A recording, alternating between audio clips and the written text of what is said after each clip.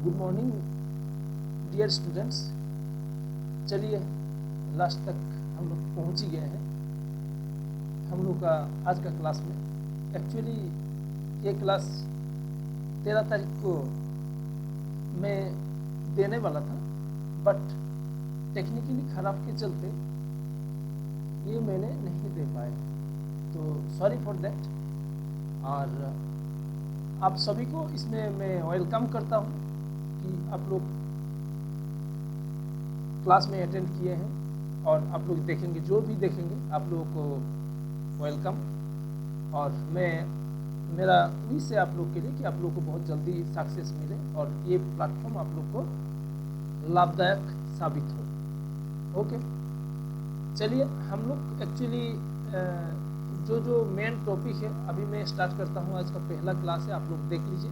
अगर आप लोगों को दूसरा टाइप में क्लास चाहिए तो आप लोग कमेंट बॉक्स में लिखेंगे। ओके, आज मैं कुछ टॉपिक्स से जो इम्पोर्टेंट टॉपिक्स है उस सबको थोड़ा डिस्कस करते हुए चलेंगे। ओके, और एमसीक्यू के साथ। Very good. चलिए पहला क्वेश्चन देखिए, आगे है, बहुत इम्पोर्टेंट क्वेश्चन है हम लोग के लिए, माने हेल्थ इंस्पेक्टर के लिए जो हम लोग इसमें अभी तैयार में लगे हुए हैं। तो देखिए इसमें पढ़िए, prevention is better than cure. शायद, मुझे तो आशा है आप सभी जानते हैं, अगर नहीं जानते हैं तो भी बहुत अच्छा है, कोई चिंता का कोई बात नहीं, अभी हम लोग सब कुछ सीख जाएंगे। Okay, prevention is better than cure, इसका मतलब है रोकना, कुछ होने से उसको रोकना इज बेटर देन क्योर, माने सुस्त होना, माने बीमारी होने के बाद जो सुस्त होते हैं ना, उससे अच्छा यही है कि बीमारी ना हो, उसको प्रिवेंट करना। Okay, very good. ये किसके साथ ज़्यादा एप्लीकेबल है? देखिए 4 ऑप्शन दिया है। सर्जरी माने आप लोग एकदम जानते हैं कि जो जहाँ पे जो डॉक्टर ऑपरेशन करते हैं ना, उसको सर्जन बोला जाता है, वो सर्जरी के साथ जुड़ा हुआ है। Very good. Next, public health. Public health बोलिए कौन सा हेल्थ? पब्लिक हेल्थ होता है कि हम लोग का जो ये है the science and art of preventing disease, मतलब डिजीज को हम लोग कैसे प्रिवेंट करेंगे और किस प्रकार से हम लोग का जीवन जीने का ये जो मान है ना, ये मान को कैसे और अपग्रेड करेंगे। ये कला को बोला जाता है कि आपका पब्लिक हेल्थ। Very good. माने अगर पक्का हिंदी में बताया जाए तो समुदाय को स्वस्थ रखने के लिए जो संगठित प्रयासों के माध्यम से बीमारी को रोकने और जीवन को लंबा करने और स्वास्थ्य को बढ़ावा देने का विज्ञान और कला को बोला जाता है पब्लिक हेल्थ। समझ गए आपको? Very good. तो ये देखिए, ये जुड़ा है, prevention is better than cure, ये जुड़ा है पब्लिक हेल्थ के साथ। और हम लोग जो इसमें जिसके लिए तैयारी कर रहे हैं ना, वो भी पब्लिक हेल्थ के अंडर में आता है। Health inspector, health sanitary inspector, health and malaria inspector, इसको एकदम जान लीजिएगा। Very good. चलिए हम लोग और थोड़ा सा इसमें और जा ही नहीं रहे, क्योंकि ऑप्शन बी हम लोग का हो गया। ऑप्शन सी तो डायग्नोसिस आप लोग जानते ही हैं कि बीमारी को डायग्नोसिस करते हैं डॉक्टर। पैथोलॉजी आप लोग जानते हैं, जिसमें जांच किया जाता है खून का और यूरिन का। ठीक है, देखिए उसको थोड़ा सा हम लोग अच्छा से समझ जाते हैं। जो अभी बोले ना पब्लिक हेल्थ क्या है, ये जो देखिए, मान लीजिए डिजीज, कोई भी पब्लिक का डिजीज हो जाने का पहले जो हम लोग जो चीज़ अपनाते हैं हमारे जिंदगी को अच्छा करने के लिए, हमारे लाइफ को बीमारी से दूर रखने के लिए, वही पब्लिक हेल्थ है। उसमें सब कुछ इसमें आता है। साफ सुथरा होकर रहना, वैक्सीनेशन, आपका अच्छा कपड़ा पहनना, मतलब अच्छा कपड़ा माने साफ सुथरा कपड़ा पहनना, ये भी हाइजीन, सब एवरीथिंग आपका पब्लिक हेल्थ का अंदर में आता है। आपका बैलेंस डाइट, आपका जीवन शैली, एवरीथिंग। Very good. फिर अगर डिजीज हो जाता है तो क्या होता है कि आप डॉक्टर के पास जाएंगे, डॉक्टर क्या करेंगे? डायग्नोसिस करेंगे, फिर पैथोलॉजी भेजेंगे आपको, फिर जरूरत है पे सर्जरी करेंगे, फिर आप सुस्त हो जाएंगे। ये देखिए क्योर, तो उसको क्योर बोला जाता है। वेरी गुड, आप लोग समझ गए होंगे। ठीक है, डॉक्टर के जो पार्ट है या मेडिसिन का जो पार्ट है, एक ही लाइन में इसको समझ लीजिए, उसको क्यूरेटिव पार्ट बोला जाता है। Very good. और जो पहले हम लोग जिसमें काम करेंगे ना वो प्रिवेंशन में काम करेंगे, इसको जान लीजिए, ठीक है, क्योंकि ये आगे जाके आपको बहुत फायदे होगा हर एक जगह में। जब भी आप काम करेंगे ना, आपको अगर पूछेगा कि आपका विंग कौन है, आप बताएंगे कि मेरा पब्लिक हेल्थ विंग है, मैं पब्लिक हेल्थ में काम करता हूँ, मैं मेडिकल डिपार्टमेंट में काम करता हूँ, बट मेरा जो विंग है ये पब्लिक हेल्थ विंग है। Very good, very good. देखिए इसमें क्या है, इसको आप लोग देख लीजिएगा, फिर भी मैं एक बार बोल देता हूँ। When we take proper precautions, अगर हम लोग अच्छा जीवन शैली अपनाते हैं, प्रॉपर प्रिकॉशंस अगर हम लोग लेते हैं, तो cure is not required, cure का कोई ज़रूरत ही नहीं है, ठीक है। हम लोग अगर अच्छा प्रिकॉशन ले लेते हैं, जैसे कि बैलेंस डाइट लेते हैं, सही समय पे नींद ले लेते हैं, खाना सही समय पे खाते हैं, साफ सुथरा रहते हैं, हमारे वैक्सीनेशन बच्चे को देते हैं, इस सब अगर हम लोग मानते हैं तो इसमें क्योर इज नॉट रिक्वायर्ड, ठीक है, तो आप बीमारी नहीं होंगे। नेक्स्ट लाइन आइए, a healthy lifestyle makes us healthy and fit. आपका ये तो समझ गए होंगे कि हेल्दी लाइफस्टाइल हम लोगों को हेल्दी रखता है, फिट करता है, ठीक है। Next line, a healthy and fit person has fewer chance of falling ill. उसका बहुत कम चांसेस है कि वो असिस्ट हो जाए, एक जन हेल्दी एंड फिट पर्सन का। वेरी गुड, समझ गए। Next line, prevention helps in saving and expenses of cure and medicine. देख लीजिए, प्रिवेंशन आपका खर्चा भी कम कर देता है, आपका मेडिसिन का खर्चा, डॉक्टर का खर्चा भी कम कर देता है, तो हम लोग का बहुत फायदा है। अगर किसी भी ये क्या, अगर कंट्री का आपका पब्लिक हेल्थ बहुत अच्छा है ना, तो समझ लीजिए उधर का बहुत कम लोग बीमार पड़ते हैं, ठीक है। वेरी गुड, चलिए next question. Question number 2, which is an example of chronic disease. बहुत अच्छा दोस्त, ये जो बहुत क्वेश्चन जो है ना, बहुत इंपॉर्टेंट क्वेश्चन है। ये जो टॉपिक है ना, अगर आप कभी नौकरी भी करेंगे ना, अगर आपको पूछेगा कि ये कौन सा डिजीज है, क्रोनिक है, ये क्या है, तो आपको जानना जरूरी है। ये क्रोनिक का मतलब क्या है, क्रोनिक डिजीज क्या है। क्रोनिक मतलब है बहुत दिन तक चलने वाला, समझ गए, या बहुत दिन ये ऑनसेट, माने इसके जो डिजीज जो होगा ना, आपको देखने को मिलेगा बहुत दिन बाद, जबकि ये शुरू बहुत पहले ही हुआ, बट आपको दिखा एज ए डिजीज के रूप में, बीमारी के रूप में बहुत दिन बाद देखा, तो ये उसको क्रोनिक डिजीज बोला जाता है। कि अचानक जो हो जाता है उसको क्रोनिक नहीं बोला जाता है, उसको क्या बोला जाता है, अचानक जो हो जाता है या कुछ दिन में जो होता है उसको एक्यूट डिजीज बोला जाता है।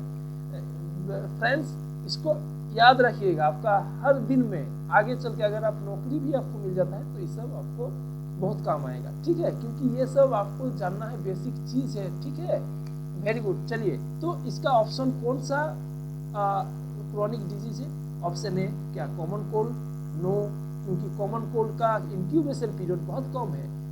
देखिए, इंक्यूबेशन पीरियड शायद आप लोग सभी जानते होंगे, फिर भी मैं एक बार बोल देता हूँ, इंक्यूबेशन पीरियड क्या है। इंक्यूबेशन पीरियड यही होता है कि कोई भी बीमारी का जर्म जिस दिन आपका शरीर में एंटर किया, उसके बाद वो बीमारी जिस दिन दिख रहा है ना, दिखेगा आपको कि 10 दिन बाद आपको, मान लीजिए मलेरिया का जर्म आज आपका शरीर में घुसा और 10 दिन बाद आपका बुखार हो रहा है, तो वो जो पीरियड है ना, उसको इंक्यूबेशन पीरियड बोला जाता है। फ्रेंड्स, इस सब को ध्यान एकदम माने ये करके, ये सब जो आप लोग रहेंगे तो ये सब बहुत कुछ आप लोग सीख जाएंगे, चिंता मत करिए। तो ये कॉमन कोल्ड का इंक्यूबेशन पीरियड बहुत कम है, तो इसका लॉन्ग पीरियड नहीं है, तो ये नहीं होगा, क्रोनिक डिजीज नहीं है। क्या फीवर क्रोनिक डिजीज है? नो। क्या ट्यूबरकुलोसिस जानते हैं आप लोग? इसको टीबी है, टीबी जानते हैं ना, टीबी ये बहुत दिन तक चलने वाला ये है, इसका ट्रीटमेंट भी बहुत दिन चलता है। वेरी गुड, इसका ट्रीटमेंट मतलब मेडिसिन कितना दिन खाना होता है नॉर्मली, बेसिकली बोलिए तो 6 मंथ। जान करके रखेंगे दोस्त, क्योंकि आपको जब भी पूछेगा ना, इसका 2 फेज होता है, थोड़ा सा मैं बोल देता हूँ। चलिए, जब टीबी में आएंगे तो आप लोग को बहुत अच्छा से मैं समझाऊंगा।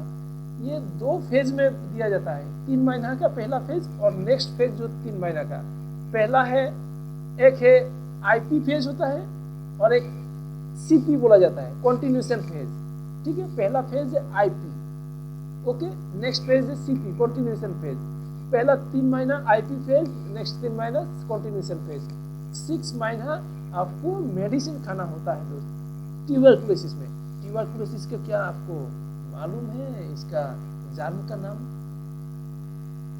अगर जर्म का नाम अगर आपको मालूम नहीं है तो क्या मैं बताऊं?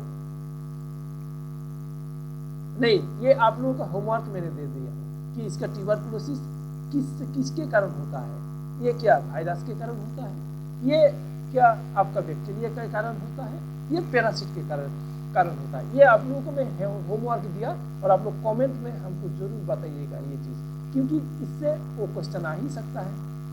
जब ट्यूबरकुलोसिस में मैं आऊँगा ना बहुत सारा चीज़ हम लोग आप लोगों को बताएंगे। आप क्या बता सकते हैं कि ट्यूबरकुलोसिस का रिगार्डिंग कौन सा वैक्सीन दिया जाता है,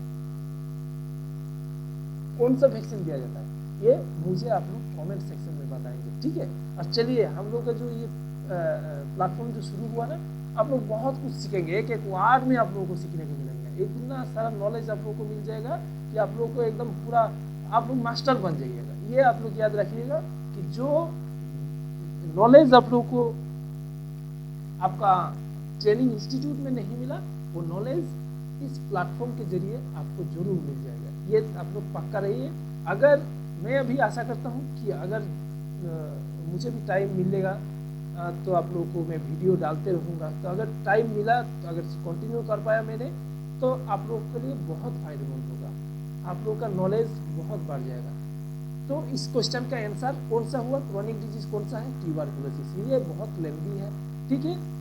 और मीजल्स का क्या है, ये भी इसका भी इंक्यूबेशन पीरियड उतना नहीं है, ये भी कुछ दिन का बीमारी है, उसके बाद ये ठीक हो जाता है। तो ये आपका एक्यूट डिजीज में आता है। Very good, okay. चलिए थोड़ा सा जुकाम हो गया, डोंट माइंड, थोड़ा सा मेरा गला भी खराब है, बैठ गया है।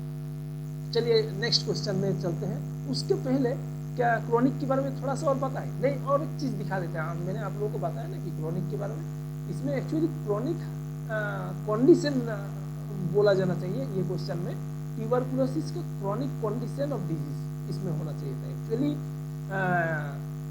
ये क्रॉनिक डिजीज एक्चुअली नॉर्मली क्या होता है ना, क्रॉनिक डिजीज आपका जो नॉन कम्युनिकेबल डिजीज है ना, मोस्टली वो सब डिजीज क्रॉनिक डिजीज के अंतर्गत आता है। देखिए हर एक वार्ड में आपका क्वेश्चन मिल जाएगा फ्रेंड्स। किसमें बोलिए तो देखिए, मैंने अभी बताया कि non communicable disease. Non communicable disease कौन कौन सा नॉन कम्युनिकेबल डिजीज है, कम्युनिकेबल डिजीज कौन कौन सा है, क्या आप लोग जानते हैं? और आप बताइए आप लोग किस में काम करेंगे, कम्युनिकेबल डिजीज में या नॉन कम्युनिकेबल डिजीज में? तो इसको आप लोग देखिए हर एक वार्ड में हम लोग को सीखने को मिलेगा। चलिए पहले ये चीज़ को ही बता देते हैं कि क्रॉनिक डिजीज किसको कहा जाता है। क्रॉनिक डिजीज है दोस्तों, आपको बोल देता हूँ, ये एक लॉन्ग टर्म जो ऑनसेट ऑफ डिजीज, ये जो डिजीज के रूप में आपको जो मिलेगा ना, ये बहुत दिन स्लो धीरे धीरे धीरे धीरे आपका शरीर खराब हो के लास्ट में एक ऐसा सिचुएशन में आएगा जब आपको मालूम पड़ा कि आपका हाइपरटेंशन हो गया, आपका डायबिटीज हो गया, आपका ओबेसिटी हो गया, मोटापा हो गया। मोटापा एक दिन में नहीं होता है दोस्त, मोटापा बहुत दिन आपका खराब जीवन शैली के चलते होता है। आपका जो रहन सहन, खान पान, नींद, आपका एक्सरसाइज, बहुत सारा चीज़ इसमें इफेक्ट करता है, जिसके कारण ओबेसिटी के रूप में जिसका ओबेसिटी होता है वो सब कॉजेस है। जिसका डायबिटीज होता है, टाइप 2 डायबिटीज। अब देखिए हर एक वार्ड में आप लोगों को सीखने को मिलेगा टाइप 2 डायबिटीज।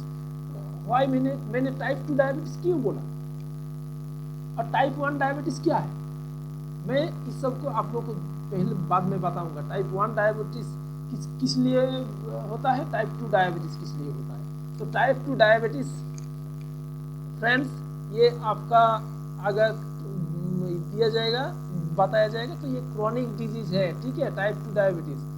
क्योंकि डायबिटीज एक दिन में नहीं होता है, आपका जीवन शैली खराब है, आप एक्सरसाइज नहीं करते हैं, आपका खान पान सही नहीं है, नींद नहीं लेते हैं, आप बैठे ही काम करते हैं, आपका शरीर में किसी प्रकार आप एनर्जी को लॉस नहीं करते हैं, एक्सरसाइज नहीं करते हैं, तो धीरे धीरे धीरे धीरे धीरे धीरे वो डायबिटीज के रूप में आपका शरीर में वो आएगा, वो बीमारी आएगा। ठीक है, इस सब को आप लोग पढ़ लीजिएगा, बहुत आसान है। ठीक है, नेक्स्ट देखिए क्रोनिक डिजीज कुछ क्या क्या एग्जाम्पल्स है, आप लोग देख लीजिए। ये नॉन कम्युनिकेबल डिजीज है सभी, देख लीजिए, जैसे कैंसर हो गया, डायबिटीज हो गया, हार्ट डिजीज हो गया, हाइपरटेंशन, स्ट्रोक हो गया, ओबेसिटी हो गया, आपका kidney, chronic kidney disease, arthritis हो गया, है ना। देखिए दांत खराब हो गया, टूथ डिके, दांत क्या एक दिन में खराब हो जाता है क्या? तो दांत को खराब करने वाला आप हो, आप ब्रश नहीं करेंगे तो दांत खराब नहीं होगा, तो उसके चलते क्रोनिक डिजीज हो जाता है। तो चलिए एक्यूट और क्रोनिक में डिफरेंस क्या है थोड़ा सा बता देते हैं। एक्यूट माने तुरंत हुआ, कुछ दिन में हुआ, और क्रोनिक माने बहुत दिन लगता है जिसको होने के लिए। ठीक है, ये सडन ऑनसेट होता है, कुछ ही दिन में आपको दिखने को मिलता है, और क्रोनिक में आपका ग्रेजुअल ऑनसेट, धीरे धीरे धीरे धीरे ये डिजीज आपको देखने को मिलता है। Second point, short term duration में ये होता है, ये जो है ना, ये कुछ दिन में, कुछ वीक्स में ही इसका स्टार्ट भी और ख़त्म भी हो जाता है, लेकिन ये लॉन्ग टर्म ड्यूरेशन चलता है फ्रेंड्स। ये जो क्रोनिक डिजीज है लॉन्ग टर्म ड्यूरेशन चलता है, याद रखिएगा। ये चीज़ आप लोगों को हर दिन काम में आप लोगों को लगेगा। कभी अगर नौकरी भी मिल गया, अगर कोई पूछेगा तो आप दो बात अगर नहीं बोल पाएंगे तो आपका रेस्पेक्ट नहीं रहेगा। जब आप काम करेंगे तब ये सब आपको फील होगा। आप याद रखिएगा, आप जरूर याद करेंगे मुझे। Very good. Next example, common cold. Common cold आपका इसका एग्जाम्पल है सडन ऑनसेट। आपका एक्यूट डिजीज का एग्जाम्पल कॉमन कोल्ड है, फूड पॉइजनिंग है। ठीक है, मलेरिया को भी बोल सकते हैं, कोई भी फीवर को भी बोल सकते हैं। बट देखिए क्रोनिक डिजीज बहुत दिन के बाद होता है, डायबिटीज, आर्थराइटिस, ये सब देख लीजिए। चलिए बहुत बढ़िया, फिर नेक्स्ट क्वेश्चन में हम लोग जाने। एक एक चीज़ को आप लोग ध्यान में रखिए, ठीक है, और मेरा एक एक शब्द को सुनिए। मैं कौन शब्द को बारे में कहाँ से क्वेश्चन आएगा, क्या पूछ सकता है, आप लोग ध्यान में रखिए। तब आपको जो मैं होमवर्क दे रहा हूँ, आप लोग होमवर्क करके कमेंट में लिखिएगा, तब आपको क्या होगा कि वो क्वेश्चन का आंसर आपका दिमाग में सेट हो जाएगा। Very good. और किस प्रकार से आप लोग पढ़ना चाहते हैं कमेंट सेक्शन में मुझे बताइएगा, ठीक है। नेक्स्ट क्वेश्चन बहुत इंपॉर्टेंट क्वेश्चन है। देखिए host in malaria, malaria inspector, हम लोग मलेरिया इंस्पेक्टर बोलने जा रहे हैं ना। मलेरिया इंस्पेक्टर, हेल्थ इंस्पेक्टर का बहुत इंपॉर्टेंट क्वेश्चन है ये। होस्ट इन मलेरिया क्या है, आप लोग के बोलिए। मलेरिया में किस लिए मलेरिया होता है, थोड़ा सा मेरे साथ बात करिए। कौन मलेरिया किस लिए होता है? मच्छर से होता है। क्या बोलते हैं, मच्छर से होता है। लेकिन आपका अगर हेल्थ इंस्पेक्टर आप हो जाते हैं, अगर आप बोलेंगे कि मच्छर से मलेरिया होता है, तो ये बहुत दुख की बात है। आपको नहीं बोलना है ऐसा, आपको बोलना पड़ेगा। क्या बताएंगे आप? एनोफिलिस मॉस्किटो से मलेरिया होता है। वो भी एनोफिलिस मॉस्किटो का किसका, मेल या फीमेल से होता है। ये सब होमवर्क आप लोग के लिए। बोलिए, वो एनोफिलिस मॉस्किटो का जो मच्छर है, जो फीमेल मॉस्किटो है, वो किसको काटना पसंद करता है, आदमी को या स्त्रियों को? आप लोगों का मैं होमवर्क दे रहा हूँ, ये सब मैं पूछेंगे। वो एनोफिलिस मॉस्किटो फीमेल, वो किसको ज़्यादा काटना पसंद करेंगे? मेल को काटना पसंद करेंगे, माने कोई लड़का को या लड़की को काटना पसंद करता है? वो जो मच्छर है, वो मच्छर क्या गोरा आदमी को काटना पसंद करेगा या काला आदमी को? ये सब आप लोगों को मैं होमवर्क दे रहा हूँ। ये सब हर एक जगह में एक ऐसा चीज़ है जो कि आपको बहुत कुछ सीखने का मिलेगा, ठीक है।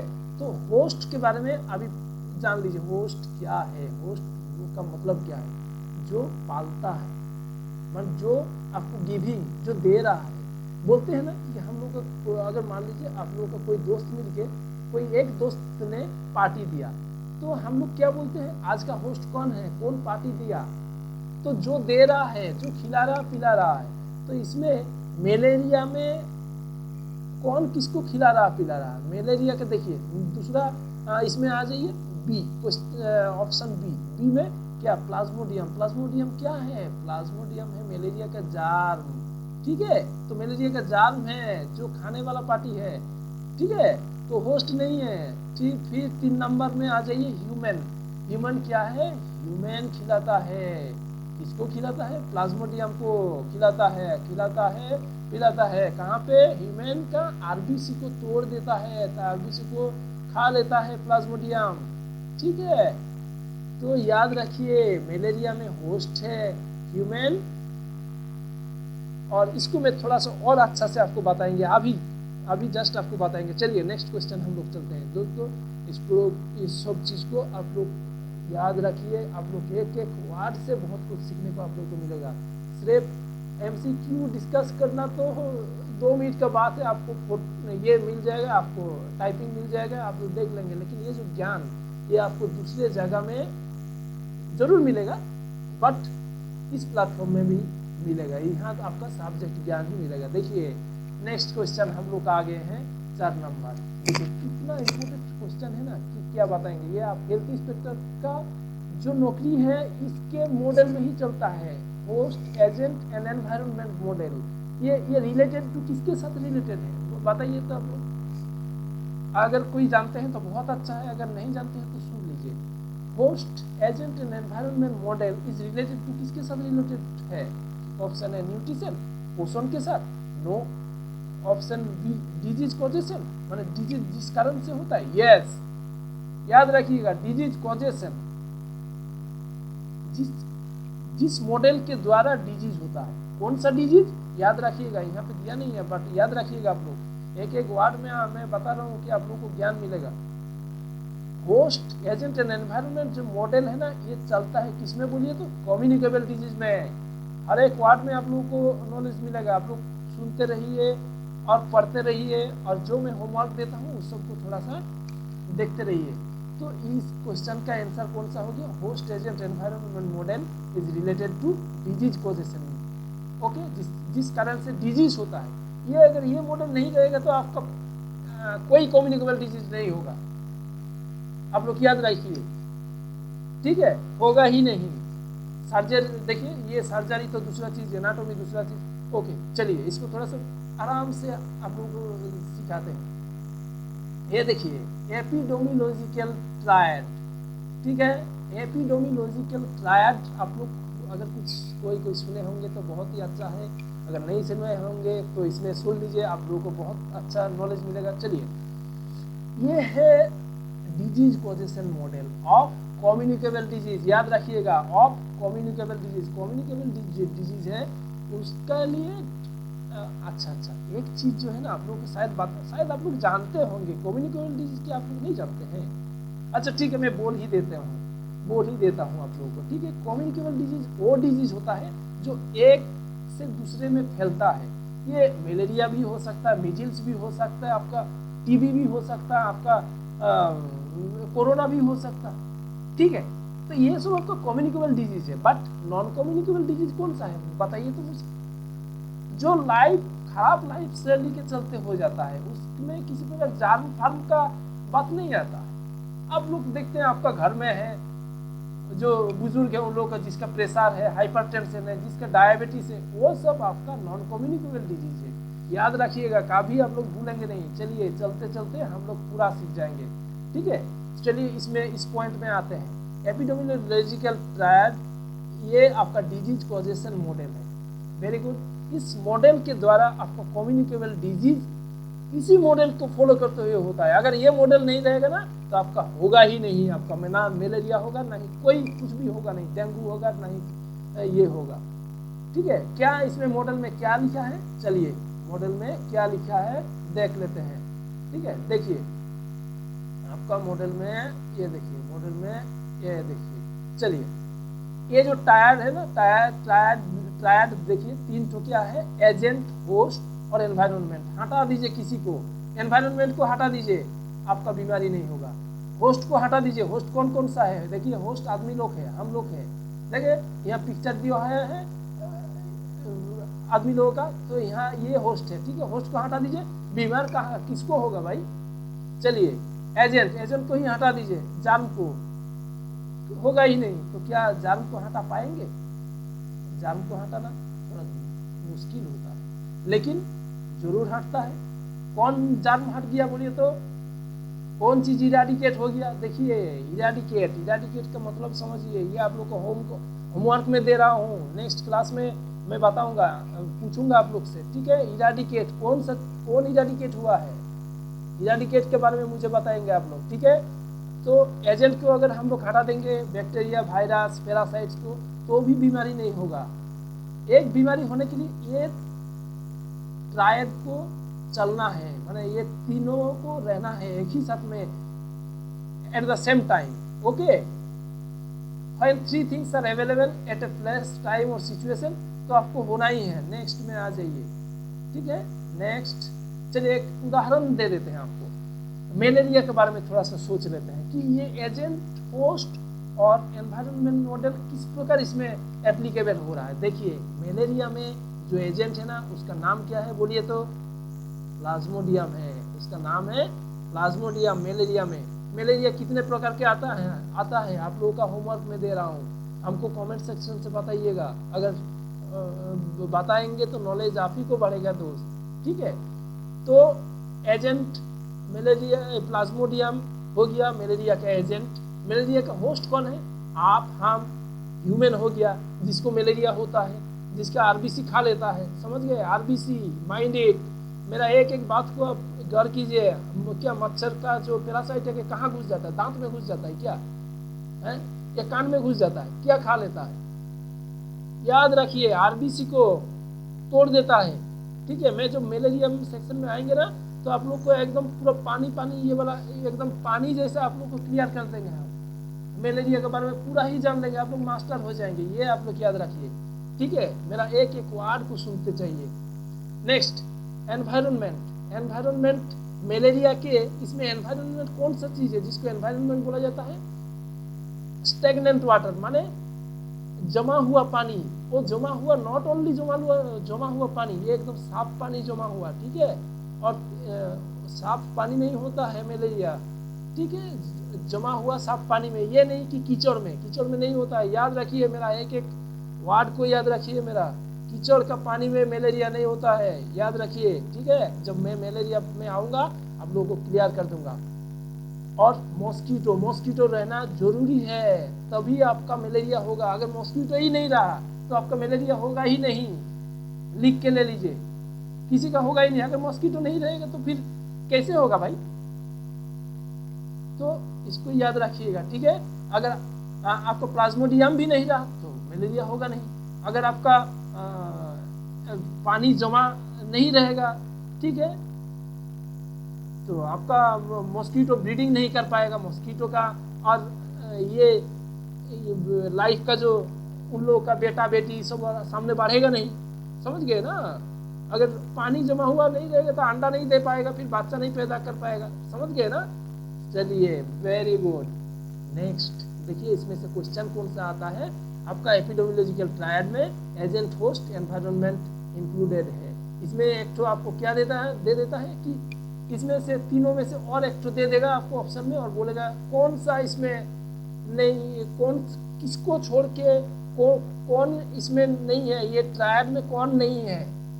और एक तो मान लीजिए यहाँ पे दे दिया है, मान लीजिए आपको यहाँ पे दे दिया है टेम्परेचर दे दिया, ठीक है, टेम्परेचर दे दिया, या कोई भी चीज मान लीजिए अपना स्वीट लिख दिया, कि ये भी कुछ भी दे सकता है। क्वेश्चन बनाने के लिए कहाँ, क्वेश्चन कोई भी बना सकता है, तो आप लोग ध्यान रखिएगा ये चीज। नेक्स्ट क्वेश्चन में चलते हैं, चलिए आप लोग, लेकिन हर एक वर्ड को मेरा सुनिए, क्योंकि आपको ये सब बहुत फायदेमंद होगा, ठीक है। एक वर्ड में आप लोग को बहुत कुछ सीखने को मिलेगा। चलिए नेक्स्ट क्वेश्चन आगे, बहुत इंपॉर्टेंट क्वेश्चन। अगर आप लोग नहीं जानेंगे तो फिर आप लोग अगर नौकरी भी करेंगे ना तो आप याद करेंगे मुझे, ठीक है ना। चलिए iceberg phenomenon is least applicable to, देखिए आइसबर्ग फेनोमेनन क्या है भाई, चलिए समझते हैं। आइसबर्ग फेनोमेनन होता है क्या, कौन कौन है जो टाइटैनिक सिनेमा देखे हैं बताइए, अगर जो टाइटैनिक सिनेमा देखे हैं उनको मालूम होगा। आइसबर्ग फेनोमेनन होता है जो आपका बर्फ का जो पहाड़ होता है ना, समुद्र में बर्फ का जो पहाड़, उसमें क्या होता है, बर्फ का पहाड़ में आपका ऊपरी भाग, माने ऊपर में जो है ना, ऊपर में थोड़ा सा दिखता है कि पहाड़ है, वो छोटा है, बट उसका जो पानी का जो नीचे ना बहुत उससे कोई गुना ज्यादा नीचे पहाड़ रहता है उसी का, तो उसको आइसबर्ग बोला जाता है। तो उसको बीमारी के साथ उसको ये किया गया है। देख चलिए आप लोग को उसको आराम से बताते हैं, ये चीज को आप लोग को क्लियरली बता देते हैं। ये देखिए आप लोग को यहाँ पे, ये देखिए आइसबर्ग आप लोग को दिख रहा है ना आइसबर्ग। हाँ चलिए आइसबर्ग, हाँ ये देखिए ये है ऊपर का हिस्सा। ऊपर का हिस्सा देखिए कितना थोड़ा सा दिख रहा है, बट नीचे का जो हिस्सा है ना, देख लीजिए इसको कितना बड़ा, देखिए कितना बड़ा माल है। अरे बाप रे, ये तो इसको डिजीज के साथ कंपेयर किया गया है और इसको आइसबर्ग का ये दिया गया है। ये जो टर्म जो दिया गया ना, कौन कौन सा डिजीज के ऊपर दिया जाता है, iceberg phenomena and chronic disease. ये only for applicable for mostly, only for नहीं, mostly applicable for chronic disease, जो बहुत दिन टाइम लगाता है, इसको बनने के लिए बहुत दिन टाइम लगता है। ये नहीं 2 दिन में बन जाएगा है, वो छोटा होगा, उसका आइसबर्ग बहुत छोटा होगा। लेकिन मान लीजिए डायबिटीज का इतना कुछ खराब हो गया, आप मान लीजिए एक्सरसाइज नहीं करते हैं, बैठ के सो के आप मान लीजिए दोपहर में खाना खाते हैं, कभी सुबह खाते हैं, कभी दारू फारू भी पी लिए होंगे, तो फिर आपका जो लाइफ शैली है ना ये खराब हो गया, आपका लीवर खराब हो गया, या जो भी है आप एनर्जी को लॉस नहीं कर रहे हैं, एक्सरसाइज नहीं कर रहे हैं, लास्ट में आपको क्या दिखा, आपका जस्ट पार हुआ, ब्लड शुगर लेवल 120 से ऊपर चला गया। आपको क्या दिखा, थोड़ा सा हुआ है, ज्यादा नहीं हुआ, लेकिन आपका सिस्टम खराब हो गया भाई। आपका सिस्टम खराब हुआ बोल के आज आपका जो ब्लड शुगर लेवल है ना वो 120 से पार हुआ। 120 से पार होने के लिए बहुत मैंने कारनामा आप कर दिए 120 ब्लड शुगर पार करने के लिए। मेरा बात को समझ लीजिए, एक बार समझ लेंगे ना तो आपको कभी कोई भी जगह में आपको दिक्कत नहीं आएगा और एक वर्ड से आपको क्वेश्चन मिलेगा। तो अगर बोलेगा आइसबर्ग फेनोमेना कौन सा डिजीज के लिए एप्लीकेबल है, this is applicable for chronic disease. कौन सा डिजीज क्रॉनिक डिजीज है, जो बहुत दिन चलता है। लेकिन देखिए ये अगर क्या बोलेंगे डायरेक्टली, टीबी क्या क्रॉनिक डिजीज है, क्रॉनिक कंडीशन ऑफ डिजीज, उस समय क्रॉनिक कंडीशन ऑफ डिजीज बोला जाएगा, क्योंकि उसमें जार में वो कम्युनिकेबल डिजीज है टीबी।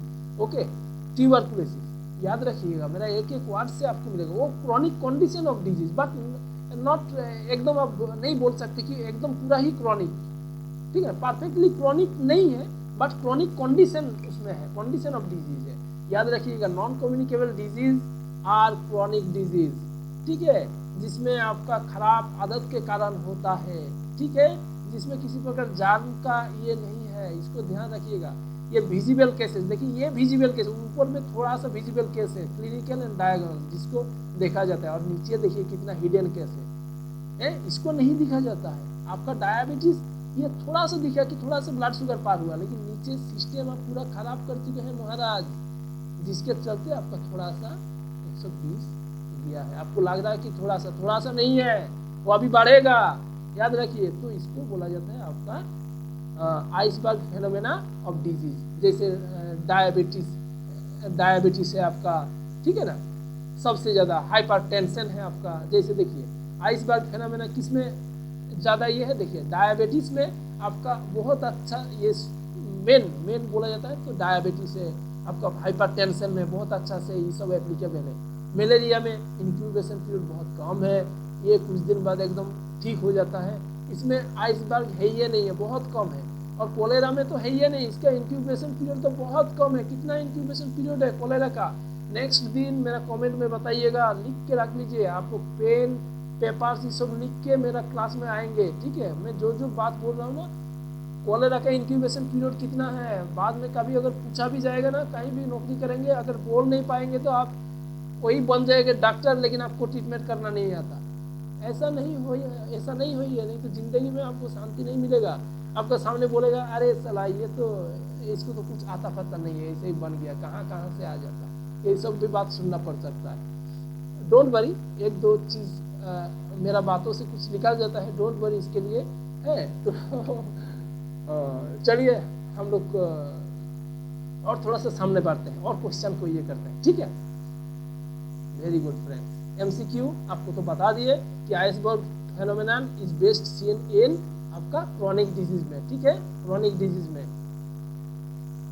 चलिए, अरे बाप रे, ये देखिए क्वेश्चन आ गया, PQLI does not include. PQLI क्या है बताइए मेरे दोस्त? PQLI है, बोलिए, physical quality of life index. P for physical, Q for quality of life index, ठीक है। तो physical quality of life index का मतलब क्या है कि ये रहन सहन है, माने ये आपका जिंदगी का मान, माने जीने का जीवन धारा का मान कैसा है उसी को दर्शाता है। PQLI, इसको थोड़ा सा आपको बता देते हैं। PQLI बहुत इंपॉर्टेंट क्वेश्चन है, देखिए उसके बाद में क्वेश्चन में आऊंगा है। PQLI डज नॉट इंक्लूड क्या, आपको पहले समझा देते हैं PQLI क्या है, IMR क्या है, लाइफ एक्सपेक्टेंसी, ये सब क्या दिख रहा है, आप लोग शायद कुछ जानते होंगे। चलिए, ये देखिए आपको PQLI में लेके आ गए हैं, ठीक है। Physical quality of life index, ये इससे क्वेश्चन आता है, ध्यान में रखिएगा। ये नहीं कि हमको दूसरे बहुत आसान क्वेश्चन दे देता है, वो सब याद मत रखिए। पहले क्वेश्चन अगर जटिल दे दिया फिर कहाँ से ढूंढेंगे आप, बोलेंगे वहाँ गए उसमें क्लास किए फिर नहीं मिला। अगर ये यहाँ पे अगर आप क्लास करते रहेंगे ना, अगर आपका मान लीजिए मलेरिया का क्वेश्चन चैप्टर भी आज नहीं लिए मैंने, लेकिन मलेरिया का बहुत चीज़ आपको मैंने होमवर्क दे दिया, आप बहुत कुछ सीख गए हैं, ठीक है, आप लोग बहुत कुछ सीख जाएंगे। आप ध्यान में रखिए, PQLI होता है physical quality of life index. Actually कुछ चीज़ को ना, मेरा बात सुन लीजिए, कुछ चीज़ को मैंने एक देश का, एक कंट्री का, उसका मैंने वो डेवलप्ड है, अंडर डेवलप्ड है या डेवलपिंग है, ये सब शायद जानते ही होंगे आप लोग। ये एक्चुअली इकोनॉमिक्स का पार्ट है, developed, developing and not developed, ये सबको निर्धारण करने के लिए कुछ इंडिकेटर बनाया गया, ठीक है, जिसमें से PQLI एक इंडिकेटर है, जिसमें से आपका जो ये standard living of ordinary people का जो जिंदगी का मान है ना, कि कैसे रहन सहन है नॉर्मल पीपल का, उसी को दर्शाता है, ठीक है। ये पहला अगर बोलेगा, अगर क्वेश्चन दे देगा कि PQLI किसने डेवलप किया या किसने इसको पहले ये दिया, ठीक है, तो आप देखेंगे तो PQLI आपका ये देखिए डेविड मॉरिस, आप लोग ये याद भी रख सकते हैं, याद रख लीजिए, मैं कुछ नहीं बोल रहा हूँ, आप लोग याद रख लीजिए, ये नहीं कि आपको दे दिया फिर आपको याद नहीं पड़ा। डेविड मॉरिस एक कंट्री का, उसका कौन 3 कैटेगरी के जगह में से ऊपर में जाएगा, डेवलप्ड होगा या मीडियम होगा या बिलो होगा, ये एक तो स्केल आता है, इस स्केल का होता है आपका 0 से 100 स्केल में आता है, ठीक है। तो ये स्केल आपको उन लोग करता है स्केल को, ठीक है, ये निर्भर करता है आपका 3 चीज के ऊपर, ये निर्भर करता है, ठीक है। चलिए, ये क्या किस चीज के ऊपर निर्भर करता है? लाइफ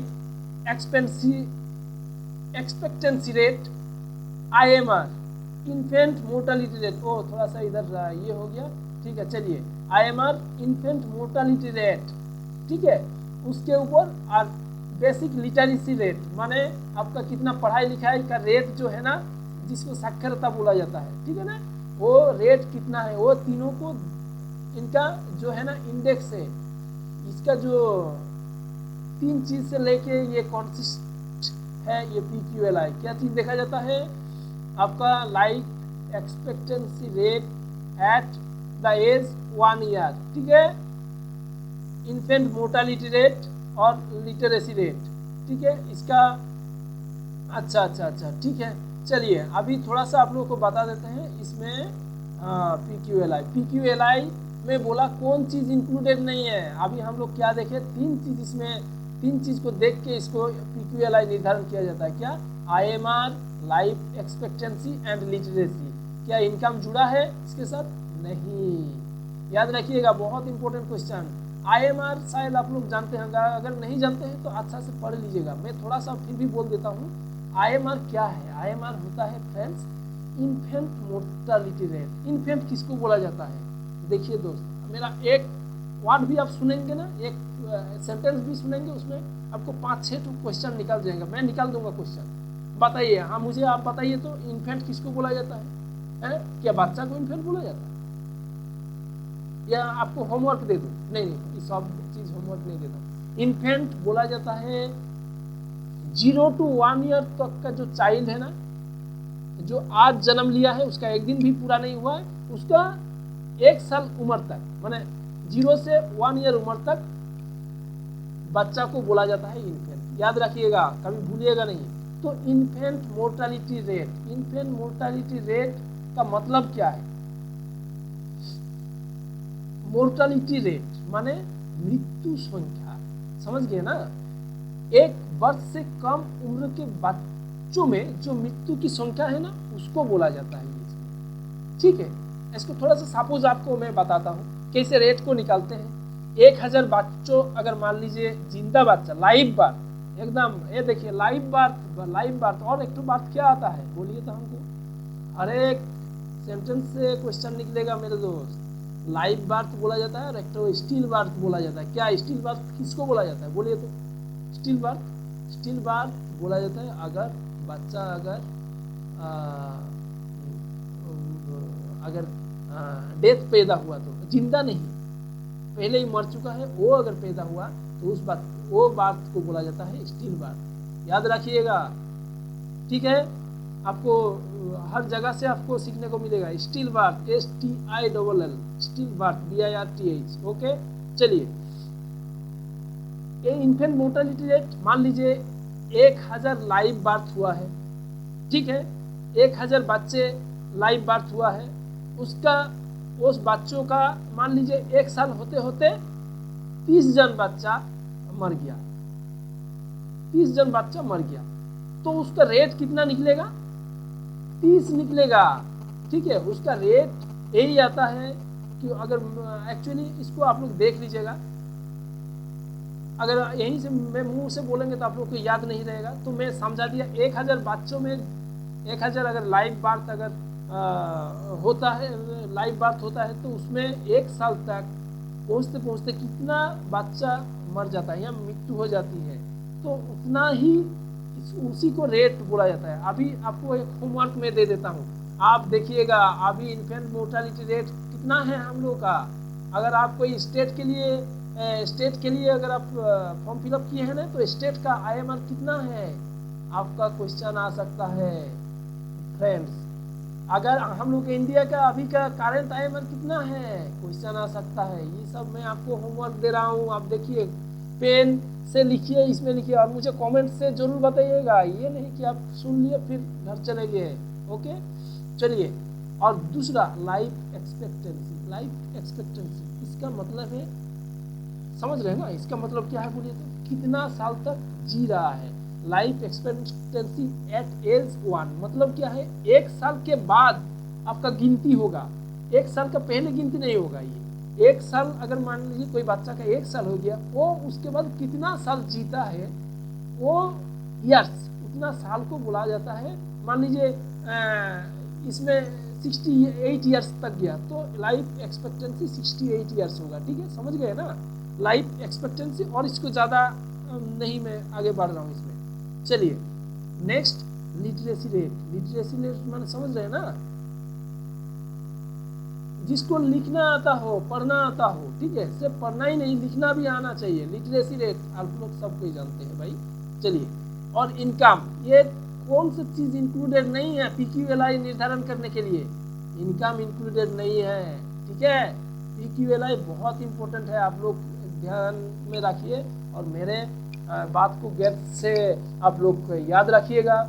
और बहुत अच्छा लगा, एक्चुअली मेरा वीडियो एक दिन पहले अपलोड होना था, मैं नहीं कर पाया, मेरा सिस्टम ख़राब था, मैं उतना फॉर्मल नहीं हूँ ये टेक्नोलॉजी के बारे में। ये सब आपका माइक्रोफोन मेरा काम नहीं कर रहा था, तो एक टूटा फूटा मिला है, उसी से मैं किसी प्रकार टांग टूंग के काम चला रहा हूँ।